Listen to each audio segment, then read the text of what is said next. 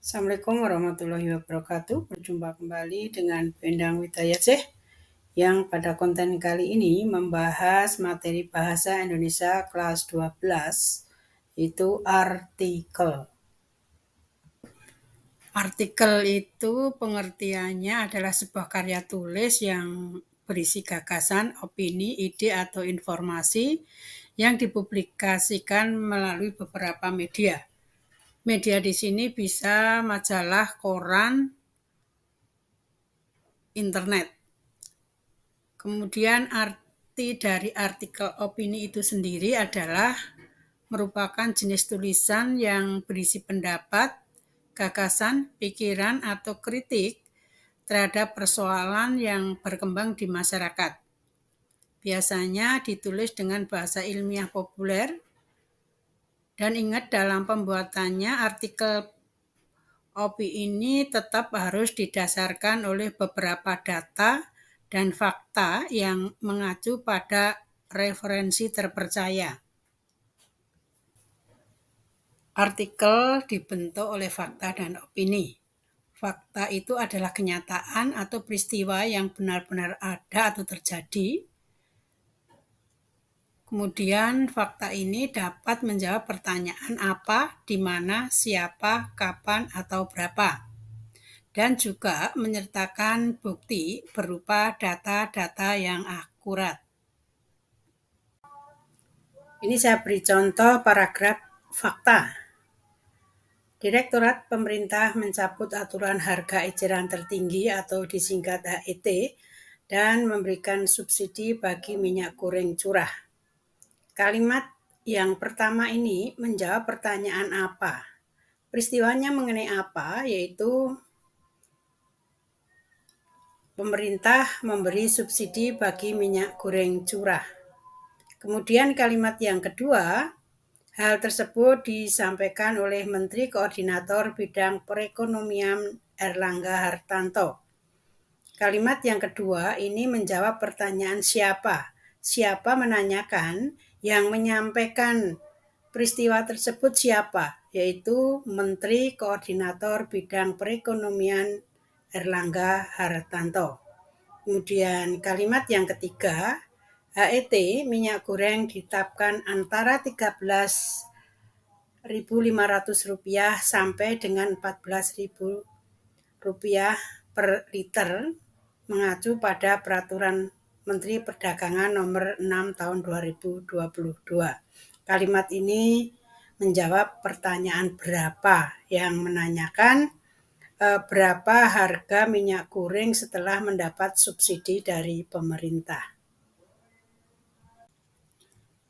Opini ini adalah kalimat yang belum bisa dibuktikan kebenarannya, kemudian bersifat subjektif, biasanya diikuti pendapat dan uraian yang menjelaskan pandangan penulis terhadap suatu masalah atau kejadian. Kalimat opini ini menunjukkan peristiwa yang belum pasti terjadi. Juga biasanya menggunakan kata yang bertujuan menyampaikan sesuatu, misalnya sebaiknya, seharusnya, dan lain-lain. Ini contoh paragraf opini. Walaupun demikian, aturan harga minyak goreng yang mengikuti mekanisme pasar dikhawatirkan akan membuat harga bahan pangan tersebut melambung naik. Selain kenaikan harga minyak goreng kemasan, jumlah minyak goreng curah yang disubsidi oleh pemerintah juga dikhawatirkan akan mengalami keterbatasan. Di samping itu, pencabutan HET juga dikhawatirkan dapat memicu naiknya harga minyak goreng saat bulan Ramadan nanti. Ini paragraf kalimatnya adalah berupa pendapat, saran yang belum bisa dibuktikan kebenarannya. Struktur artikel yang pertama, pengenalan isu atau tesis, ini berisi pernyataan pendapat atau opini penulis. Yang kedua yaitu rangkaian argumentasi, Bagian argumentasi ini untuk menguatkan isu atau opini yang disampaikan pada awal, yaitu di bagian tesis tadi. Argumen yang dikemukakan harus kuat, didukung dengan data dan fakta. Yang ketiga yaitu penegasan atau pernyataan ulang. Penegasan kembali pendapat yang telah dikemukakan agar pembaca yakin dengan pandangan atau pendapat tersebut. Bagian ini dapat disertai dengan solusi, harapan, ataupun saran. Ini contoh artikel sederhana yang sudah saya identifikasi strukturnya. Judulnya, Mengapa Masih Suka Buang Sampah Sembarangan. Bagian tesis terdiri dari 2 paragraf.